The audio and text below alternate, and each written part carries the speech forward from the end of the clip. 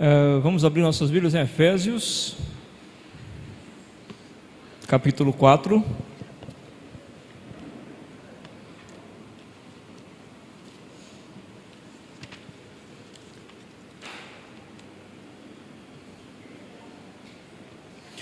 Nós paramos no versículo 31. Efésios 4, 31 em diante.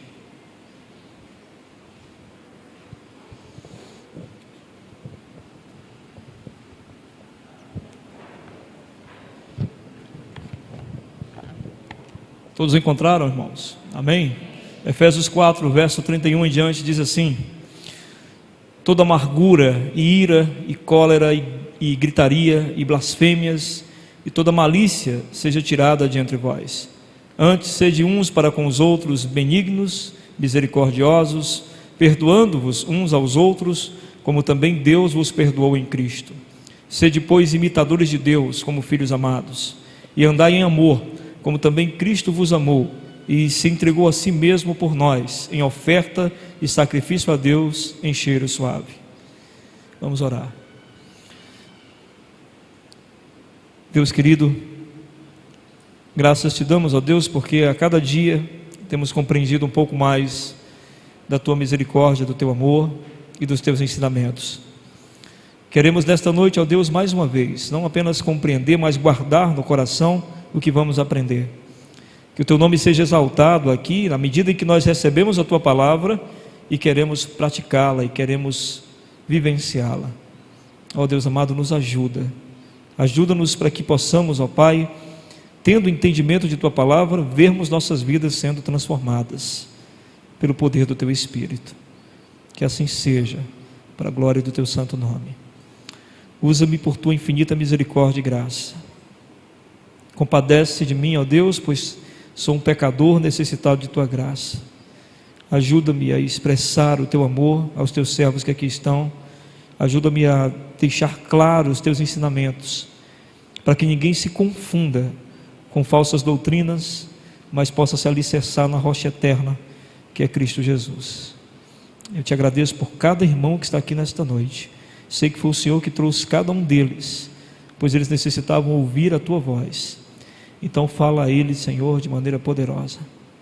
Amém. Amém? E você está de volta, né? Eu vou orar com você lá fora. No próximo culto, nós vamos orar nós dois lá fora. Eu não sei por que ele faz isso, rapaz. Eu vou orar contigo lá fora, vai ver. Esse irmão é uma bênção, viu? Antes de começar a falar aqui e pregar. Esse homem venceu grandes coisas. Se vocês ouvirem ou quiserem ouvir, pergunte a ele, viu? Grandes coisas mesmo, grandes vícios, e superou todos eles pela graça de Deus, e o Senhor Jesus sustentou a família dele com mão firme, e ele hoje está aqui para a honra e glória do Senhor. Ele é uma bênção, viu? Então, se você quiser, você procure ele lá fora, irmão, vá atrás dele. Gente, vamos atrás dele lá fora. Próxima quarta ele não tem escapatória. Por que é que os nossos maiores problemas, eu não sei se vocês já pararam para pensar, estão nos relacionamentos? Vocês já atentaram para isso? Nossos maiores problemas estão nos nossos relacionamentos com as pessoas. É impressionante que, por exemplo, até mesmo dentro da família, né? Eu que tenho uma família grande, percebo isso. À medida que a gente começa a ter entendimento da vida, que as crianças começam a ter entendimento da vida, pronto, já começam algumas desavenças, alguns desajustes, já começam alguns conflitos. É impressionante como nós, seres humanos, então, temos essa tendência de todas as vezes que estamos juntos e pode contar com conflitos enquanto estamos juntos. Nós temos um futebolzinho toda segunda-feira e é um exemplo para nós de confusão. Toda segunda-feira tem uma discussão por alguma coisa, alguma coisa não dá do lugar, né? Alguma coisa sai do lugar, aí um fica chateado e não quer mais jogar, o outro fica chateado, vai embora, aí o outro diz assim, eu não venho nunca mais, aí na segunda-feira está lá de novo, porque também, graças a Deus, não tem ninguém para julgar, né? Diz assim, você não disse que não vinha mais, né? Os crentes não tem isso. Crente que é crente, deixa vir, né? A gente acha bom. Por que há tanta, então, desavença entre nós? Bom, a primeira explicação mais clara e direta está quando o pecado entrou no mundo. Assim que o pecado entrou no mundo, assim que o bem e o mal foram discernidos por Adão e Eva, quando eles desobedeceram a Deus, você sabe, você conhece a Bíblia, que a primeira coisa que aconteceu foi a acusação de um para com o outro. Adão disse: foi a mulher que tu me deste. E Eva disse: ele me deu do fruto, a serpente, e eu comi. Quer dizer, as acusações começaram, né? As inter-relações e os problemas entre as inter-relações começaram a partir dali. Por quê? Porque imediatamente, quando se separou-se de Deus, o ser humano teve que se valer por si só. E ao se valer por si, adquirimos imediatamente a postura egoísta de se autopreservar. Então nós temos muito problema nas nossas relações, porque nós nos autopreservamos. Para você ter uma ideia, ninguém quer culpa. A gente, quando se relaciona em grupos, a culpa é sempre de alguém, e não nossa. O Homer Simpson disse isso: a culpa é minha, eu coloco ela em quem eu quiser. Não é? Pois é exatamente assim que a gente pensa. A gente não quer culpa. Por quê? Porque dentro da autopreservação, a gente acha que se a gente tomar a culpa para si, a gente vai sofrer as consequências disso. E nós não queremos sofrer as consequências de uma ação, mesmo que essa ação tenha sido nossa. A gente quer culpar alguém por causa disso, para nos autopreservar. E é interessante que quando Jesus vem ao mundo, Ele vem para restaurar todas as coisas. E dentre as coisas que Ele vem restaurar os relacionamentos. Ele vem restaurar o que foi destruído lá no Jardim do Éden. Então, a primeira coisa que o Senhor faz é nos libertar da culpa, não é? Quando Ele diz para nós que toda culpa nossa, na verdade, é consequência da natureza pecaminosa que nós temos, e que nós não devemos nos preocupar com ela, mas muito pelo contrário, aproveitar a culpa e abraçar a graça, para que de tal forma nós possamos aprender com a culpa. Vou dar um exemplo disso de uma maneira bem clara. O que Ele fez? Quando a mulher pega em adultério, ia ser apedrejada por aqueles homens, né, fariseus e religiosos, o Senhor Jesus diz: quem não tiver nenhum pecado, atira a primeira pedra. Ou quem não tiver nenhuma culpa. Todo mundo tem culpa, não é? Ou não? Vocês estão tudo limpo. Todo mundo tem culpa. De alguma coisa a gente se sente culpado, não é? Então todo mundo sentiu-se culpado por alguma coisa e foi embora. Jesus fica e disse: mulher, onde estão os teus acusadores? Ela diz: não ficou ninguém, só o Senhor. E ele tinha condições de acusá-la, porque nele não havia culpa. Mas aí Jesus diz o quê? Como é que Ele faz para a gente lidar com a nossa culpa? O que Ele diz? Vá e não peques mais. Mas antes Ele disse uma coisa, não disse? Eu não te condeno. Vá e não peques mais. Eu não lido com culpa. Eu lido, é isso que Jesus está dizendo, com transformação a partir do sentimento de culpa. É isso que o Senhor quer de nós, uma transformação. Eu me sinto culpado, então a partir desta culpa eu vou viver uma nova vida. Não é viver atrelado a vida toda a essa culpa, porque ninguém conseguiria. Se vocês carregassem com vocês todas as culpas antes de conhecerem Jesus como Senhor e Salvador de suas vidas, vocês não estariam aqui, vocês não suportariam, vocês teriam que arranjar alguma forma de lidar com isso, e talvez nunca conseguissem. Vocês imaginem a culpa que estava no coração de Paulo, aquele que matava cristãos e agora pregava para eles. Como é que esse homem conseguiu se libertar disso? Ele dizia claramente que ele era uma nova criatura em Cristo Jesus, e dizia que ele prosseguia para o alvo, e o alvo era Cristo. Pronto, ele esqueceu. Ele dizia: esquecendo das coisas que para trás ficam, prossigo para o alvo, para alcançar a soberana recompensa em Cristo Jesus. Ou seja, o que ele estava dizendo é: como o cristão lida com a culpa? Ele vai em frente, porque se ele ficar atrelado à culpa, ele não vai mais para lugar nenhum. E é isso que o Senhor chama de graça, misericórdia, perdão.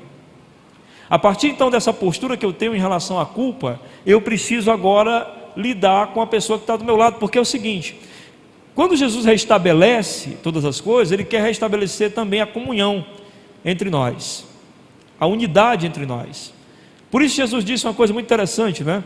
Onde estiver dois ou mais reunidos em meu nome, eu estarei ali. Dois ou mais que estejam unidos por causa do meu nome. Olha ele já estabelecendo a questão da comunhão. Outra coisa que ele diz: o que vocês ligarem na terra em oração será ligado no céu. Se vocês concordarem aí na terra, olha como Jesus é sábio, né? Se vocês se unirem em uma coisa e vocês concordarem com isso, o que vocês pedirem aí na terra será abençoado no céu, só porque vocês se uniram por isso. Não é interessante isso? A igreja, o que a Bíblia diz? Jesus não morreu por um, por dois, por 10. A Bíblia diz que Jesus morreu pela igreja, ou seja, para que existisse igreja. Então, o prazer de Deus na unidade, na comunhão, é o prazer de restabelecer todas as coisas. Deus escolheu ser adorado, louvado e honrado pelo nosso serviço pelo outro. Mateus capítulo 25, o que é que diz? Tive fome, me deste comer, tive sede, me deste beber, estive preso, foste me visitar. Vocês conhecem o texto, né? O que Deus está dizendo? Os perdidos dirão: Senhor, quando foi que o Senhor ficou preso? Quando foi que o Senhor... Os perdidos não, perdão, os salvos dirão, né? Quando foi que o Senhor... Ele dirá: todas as vezes que vocês fizeram por um pequenino, fizeram por mim. Ou seja, Deus escolheu ser honrado no nosso socorro ao próximo. Não é interessante isso? Então, qual é o principal foco da atuação do diabo para desfazer a obra de Deus? Eu digo a obra de Deus não a igreja, a obra de Deus não o evangelismo, a obra de Deus na sua vida.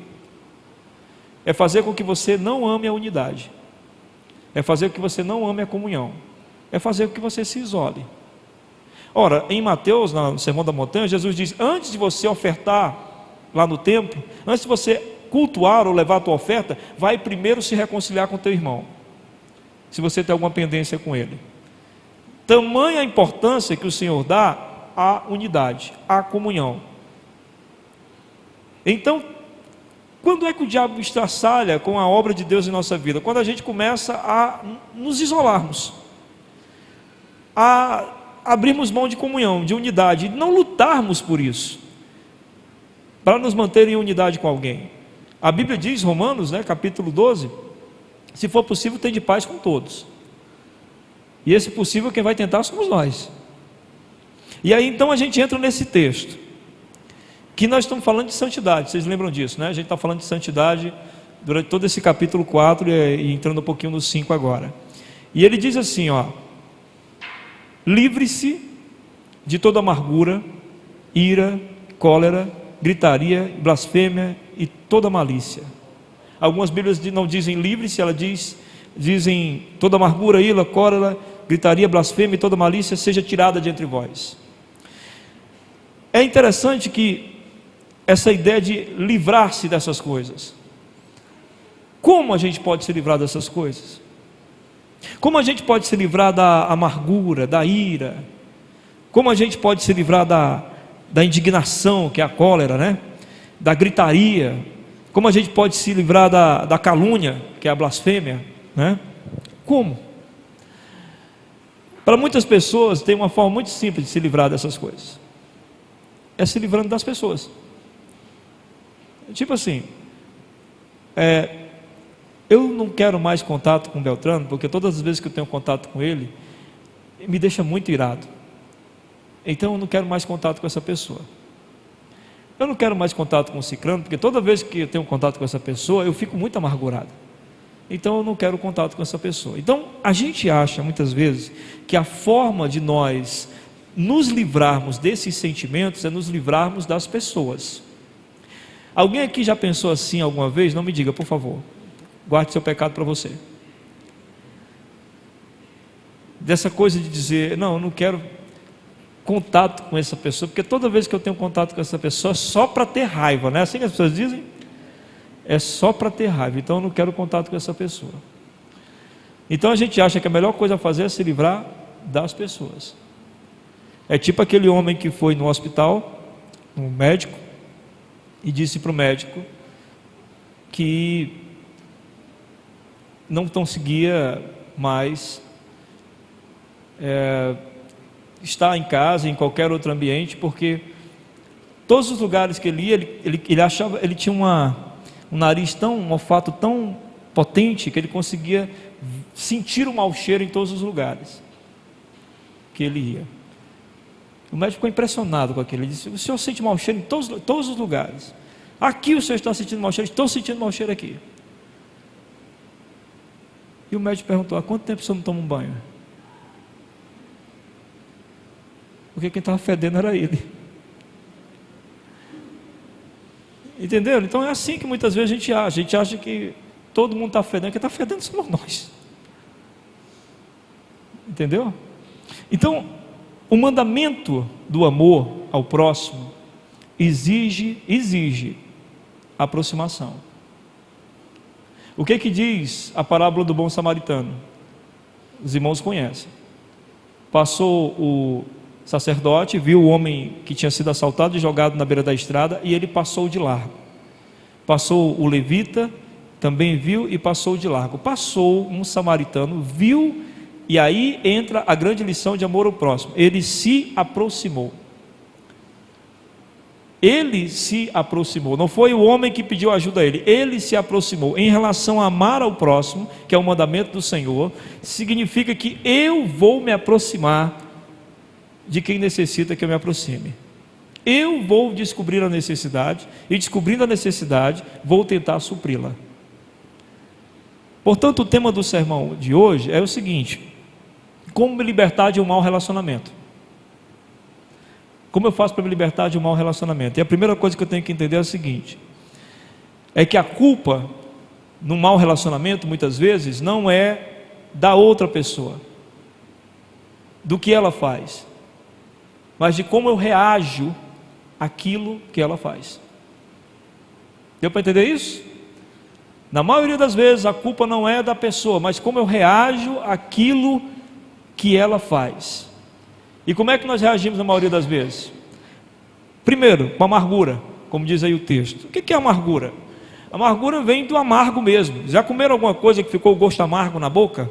Aqueles remédios ruins que você tem que tomar e que depois nenhuma comida mais tem gosto a não ser o remédio, não é? Fica um tempão aquele gosto amargo. Pois é, amargura é exatamente isso. Alguém nos faz alguma coisa com a gente e a gente fica com aquele gosto durante o dia todo, e quando vai dormir a gente não consegue, porque ainda está pensando naquele amargor. E é impressionante que a amargura parece com paixão. Vocês já se apaixonaram? Quando a gente se apaixona, a gente só pensa na pessoa que a gente está apaixonado. A gente passa o dia todinho pensando e de noite não consegue dormir porque está pensando naquela pessoa. Se você não se apaixonou ainda, apaixone-se, é legal. E o amargor é um inverso de paixão. É aquela mágoa que fica guardada e você vai com a pessoa para onde você for, porque aquilo está guardado em você. Aí vem a indignação e a ira, que são coisas que nós ficamos indignados e nos iramos com aquilo que nós não desejamos. A gente acha que aquela coisa está fora do lugar, então a gente fica indignado, porque a gente quer as coisas no devido lugar que nós queremos. Então nós queremos muitas vezes que as pessoas se comportem da maneira que nós achamos que elas devem se comportar. Se elas não se comportam assim, a gente fica indignado. Eu já vi muita gente falar isso. Por exemplo, ontem no seminário lá que eu dei no 7 de setembro, um rapaz falou que foi numa igreja, e nessa igreja tinha umas luzes de neon, tinha umas coisas assim, que parecia uma danceteria, né? E ele ficou indignado. Por que ele ficou indignado? Não vamos entrar em detalhes aqui sobre a igreja, eles fazem lá o que eles quiserem, né? Mas a indignação dele por quê? Porque ele tinha uma visão, ele tem uma visão do que é a igreja. Quando a igreja não é aquilo que ele imagina, ele fica indignado. Então nós também temos visões assim sobre as pessoas. A gente diz assim: eu achava que fulano era tão legal, aí teve um dia que ele foi duro comigo, eu fiquei indignado. Por que você ficou indignado? Porque fulano saiu do padrão que você tinha estabelecido. Eu pensei que fulano era assim, aí agora eu estou indignado porque ele não é assim. E às vezes a indignação leva a ira. A ira o que é? Eu não posso fazer nada para mudar ele, entendeu? Eu não posso jogar ele na parede e muda, infeliz, ele não vai mudar. Mas eu acho que a minha ira demonstrada vai dizer para ele, vai mexer com ele, vai machucar ele. Só por eu estar irado, isso vai de alguma forma mostrar para ele que eu não concordo com ele. E aí eu tenho que mostrar a ira, que é para dizer que eu estou vivo e não concordo com aquilo que ele fez. É assim que a gente reage: ira, indignação, gritaria. Já viram aquela coisa, né? Aquele termo, fulano quer ganhar no grito? Pois é, a gente acha mesmo que gritando a gente resolve as coisas. Quem fala mais alto tem mais razão. A gritaria nada mais é do que um descontrole por causa da ira e da indignação. Aí vem a blasfêmia. Algumas Bíblias falam blasfêmia, mas o termo aí é calúnia, tá? É porque algumas Bíblias traduziram por blasfêmia, mas o termo é calúnia. Calúnia o que é? Difamar o outro para poder ganhar a coisa. A gente está no embate ali com o outro. Aí se eu conseguir difamar ele de alguma forma, se eu conseguir caluniá-lo, se eu disser assim: ah, mas você fez isso, isso e aquilo outro, nem que seja uma invenção, nem que seja uma história que nem existe, mas se eu conseguir rebaixar o outro, eu me sinto melhor.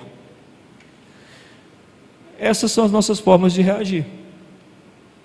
E aí, quando a gente tem essas formas de reagir, a gente ainda quer culpar o outro. Veja bem, ele pode ter aprontado o que for, mas a forma que eu reagi nos separou de vez, nos distanciou de vez. Então muita gente, o problema não é a igreja em que ele se congrega. O problema é que ele é uma pessoa amarga, irada, é uma pessoa que fica indignada com todas as coisas que não são do jeito que ela quer, ou que ele quer. Então o problema não é a igreja, é a forma que essa pessoa reage àquilo que ela não concorda, é a forma com que ela reage àquilo que ela não aceita. E a reação dela é que causa essa separação, é que faz dela uma pessoa excluída, e que faz uma pessoa que exclui também, e não consegue se relacionar com ninguém, porque todos os relacionamentos dela, ela quer que as pessoas sejam exatamente como ela imagina. Você já imaginou Jesus se relacionando com esse pensamento? Ele não teria se relacionado com ninguém, porque qual era o ideal de Jesus? Era a santidade. Aí ele vai se relacionar com os discípulos, que são cada um pior do que o outro, mas ele consegue se relacionar com eles, por quê? Porque ele não reagia dessa forma aqui, e a reação dele, sendo diferente, transformava os discípulos. Qual era a reação do Senhor? Veja o que diz aí no verso 32: antes, sede um para com os outros, benignos, misericordiosos. Duas palavras que eu acho incríveis: benigno, de benignidade, de fazer o bem. Antes, assuma uma atitude de fazer o bem. Jesus ensina isso: ora pelo teu inimigo. Não é isso que ele diz? Deseja o bem para o teu inimigo. Jesus não está querendo aqui que a gente seja tolo, que o inimigo acabe com... Não, ele quer que o inimigo seja impactado. Ele diz que a gente vai juntar brasas na cabeça do inimigo à medida em que nós fazemos o bem a ele e não o mal. E a gente vai incomodá-lo a partir disso. E a ideia de Jesus é que nós não nomeemos inimigos, mas à medida que a gente reage de forma diferente com eles, eles não nos vejam como inimigos. Se alguém bater na tua face, oferece a outra. Eu não estou afim de brigar. É isso que Jesus está querendo dizer, que a gente deveria fazer. Então, atitude benigna, atitude misericordiosa, dó, pena. Como é que a pessoa pode ser tão mal assim? Como é que a pessoa pode ser tão dura de coração assim? A Bíblia diz que quando Jesus se encontrou com um jovem rico, e aquele jovem se achava muita coisa, pois dizia que cumpria todos os mandamentos, antes que ele chegasse até Jesus, a Bíblia diz que Jesus o amou. O amou sabendo que ele iria rejeitar a proposta de Jesus, porque Jesus o olhou com misericórdia. Nós precisamos aprender a olhar para os irmãos, para os amigos, para os familiares, com misericórdia. A gente precisa aprender a olhar para essas pessoas, entendendo que há limitações ali, que elas não são o que a gente gostaria de ser, exatamente porque nós também não somos o que Deus gostaria que nós fôssemos. Assim como essas pessoas não são para nós o que nós gostaríamos que elas fossem, nós também não somos para Deus o que Deus gostaria que nós fôssemos.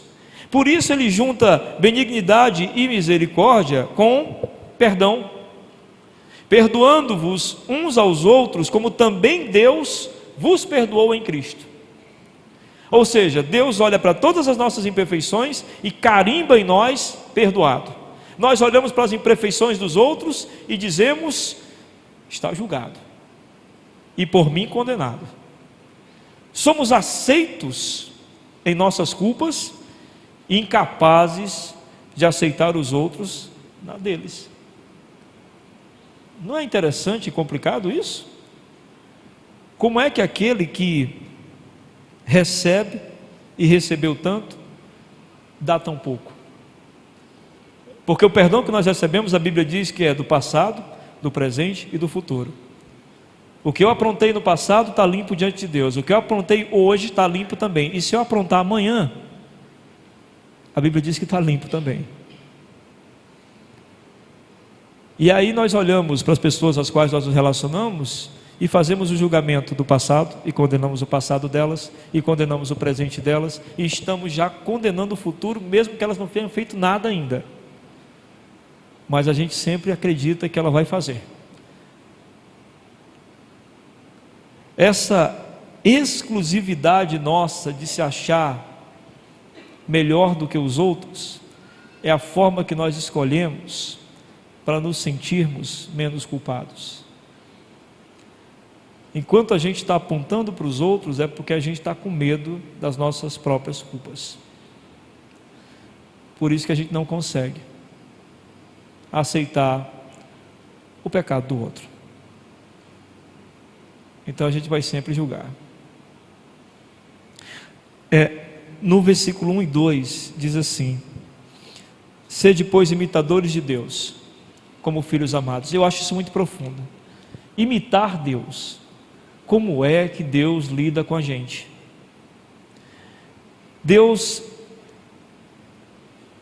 Ele nos ama de tal forma que Ele não aceita os nossos pecados, mas não nos rejeita por causa deles. Não é incrível isso? Ele não aceita os nossos pecados de maneira alguma, mas não nos rejeita por causa deles. Nós não deixamos de ser filhos de Deus por isso, continuamos sendo seus filhos. E aí o texto diz para a gente imitar Deus.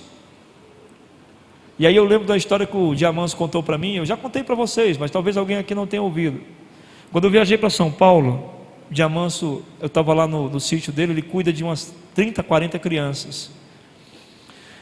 E chegou um cara lá, e o cara foi lá, falou com ele, conversou, não sei o que eles estavam conversando. Depois o cara subiu numa moto e foi embora. E aí o Diamanso foi onde eu estava e disse assim: esse cara não vale nada.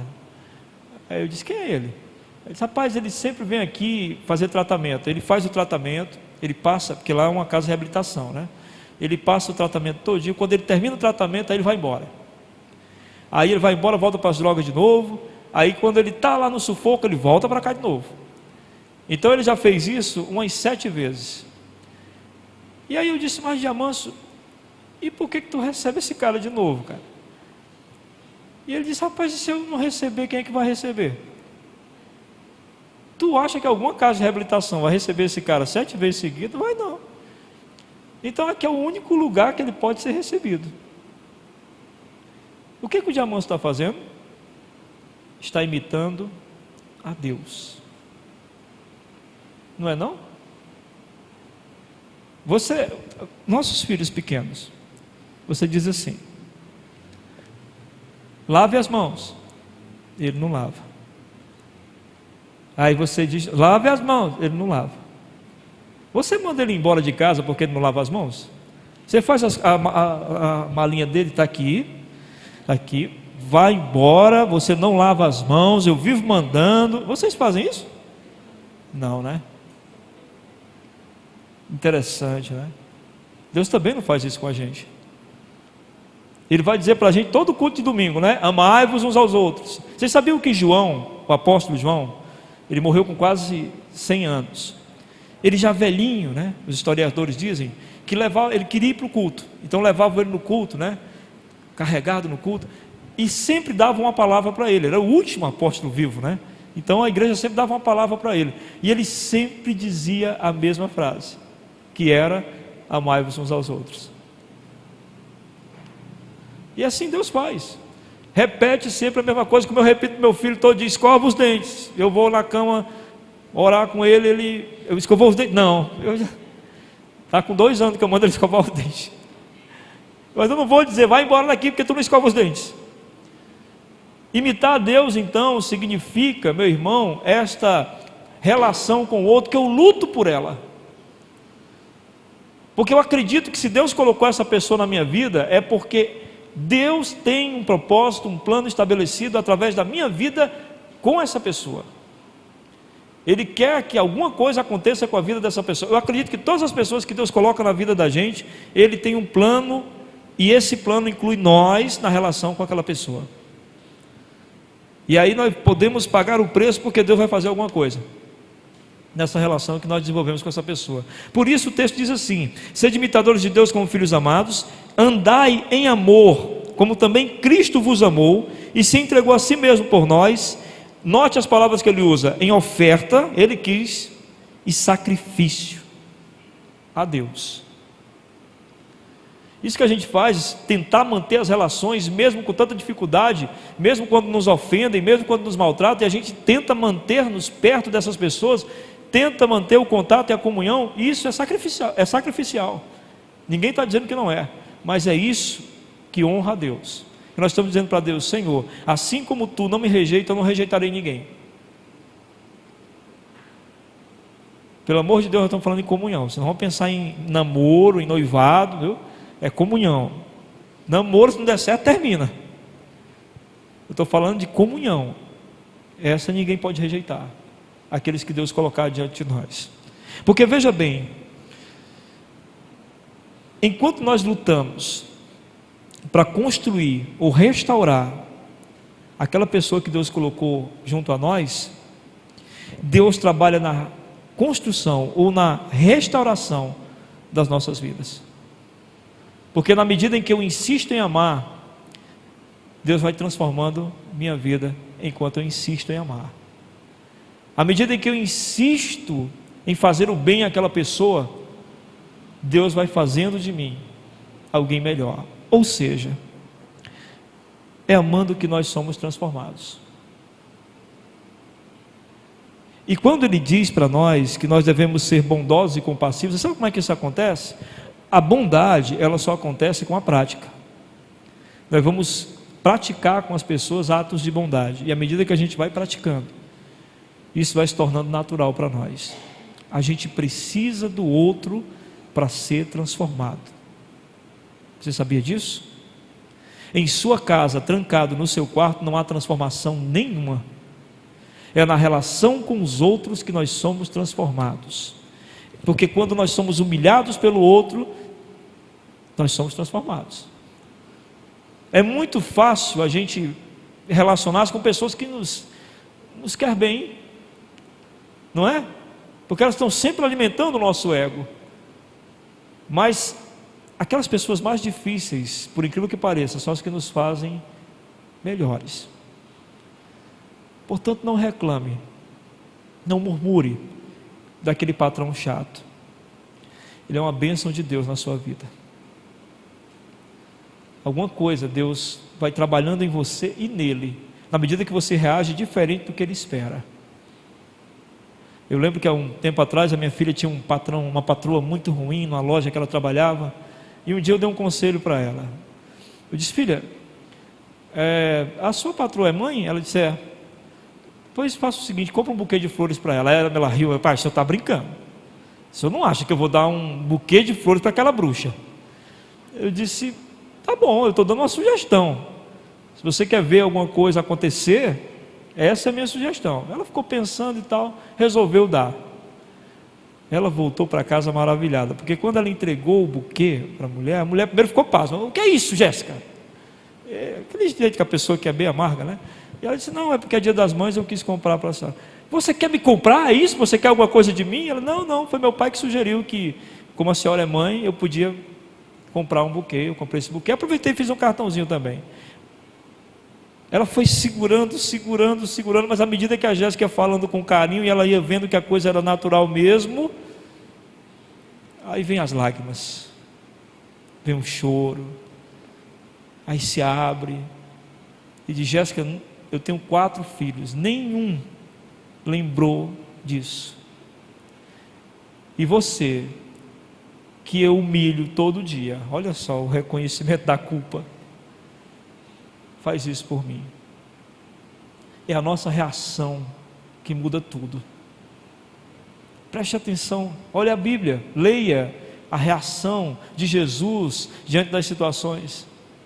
Veja quanta coisa mudou. O ladrão ao lado dele diz: quando estiveres no paraíso, lembra-te de mim. Por quê? Porque a reação de Jesus mexeu com ele de alguma forma, mexeu com o centurião que estava ao pé da cruz, as reações dos discípulos.